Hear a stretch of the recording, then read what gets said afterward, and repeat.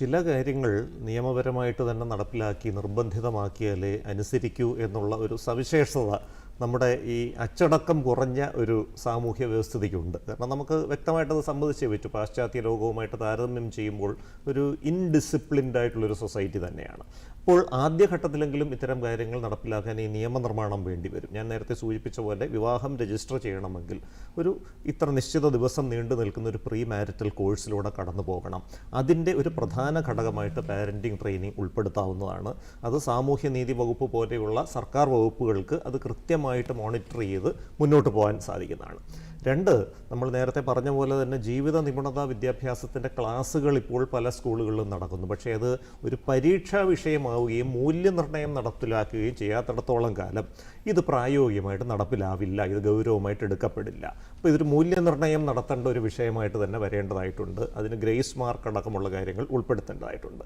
പിന്നെ ഇതിന് സമാന്തരമായിട്ട് ശരിക്കും പറഞ്ഞാൽ ഇപ്പോൾ SCERT തയ്യാറാക്കിയിട്ടുള്ള ജീവിത നിപുണതാ വിദ്യാഭ്യാസ മോഡ്യൂളിൻ്റെ കൂടെ അതിനോടനുബന്ധമായി നടപ്പിലാക്കേണ്ട പേരൻറ്റിംഗ് മോഡ്യൂളും തയ്യാറായിട്ടുണ്ട്. അപ്പോൾ ക്ലാസ് PTA പോലെയുള്ളൊരു സംഗതി വഴി 3 മാസത്തിലൊരിക്കലും, ഒരു ടേമിലൊരിക്കലെങ്കിലും പ്രസക്തമായ ചില വിഷയങ്ങൾ അച്ഛന്മാർ അടക്കമുള്ള പാരൻസ്, ഈ അമ്മമാർ വന്ന് അറ്റൻഡ് ചെയ്തിട്ട് പോകുന്ന PTA മീറ്റിങ്ങുകൾ പലയിടത്തും ഉണ്ട്, അച്ഛന്മാർ നിർബന്ധമായിട്ട് അറ്റൻഡ് ചെയ്തിരിക്കേണ്ട ഒരു സംവിധാനം കൊണ്ടുവരിക എന്നുള്ളത് വളരെ പ്രധാനപ്പെട്ട ഒരു കാര്യമാണ്.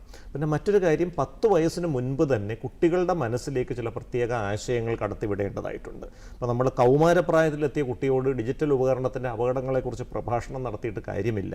കാരണം കതിരിൻ്റെ പുറത്ത് വളം വയ്ക്കുന്നൊരു സ്ഥിതിയാണ്. 10 വയസ്സിന് മുൻപ് തന്നെ ഈ കുട്ടികൾക്കൊരു ഗുണദോഷ യുക്തി വിചാരം വരുന്നതിന് മുൻപ് തന്നെ ഈ അമിതമായ ഡിജിറ്റൽ ഉപയോഗത്തിൻ്റെ ആരോഗ്യ പ്രശ്നങ്ങൾ, ശാരീരികവും മാനസികവും സാമ്പത്തികവും സാമൂഹികവുമായിട്ടുള്ള ആരോഗ്യ പ്രശ്നങ്ങൾ വ്യക്തമായി കുട്ടികളെ ബോധ്യപ്പെടുത്തുകയും അച്ചടക്കം എന്ന് പറയുന്നത് അവരുടെ സ്വാതന്ത്ര്യം ഹനിക്കാനുള്ളൊരു മാർഗ്ഗമല്ല, മറിച്ച് അവരുടെ സുരക്ഷിതത്വം ഉറപ്പുവരുത്താനുള്ള ഒരു മാർഗ്ഗമാണ് എന്ന കൃത്യമായ ആശയം അവരുടെ മനസ്സിൽ 10 വയസ്സിന് മുൻപ് തന്നെ നമുക്ക് സ്ഥാപിച്ചെടുക്കാൻ കഴിയുകയും ചെയ്താൽ തീർച്ചയായിട്ടും അടുത്ത ഒരു തലമുറ വളരെ ആരോഗ്യമുള്ളൊരു തലമുറയായി മാറുമെന്ന കാര്യത്തിൽ സംശയമില്ല.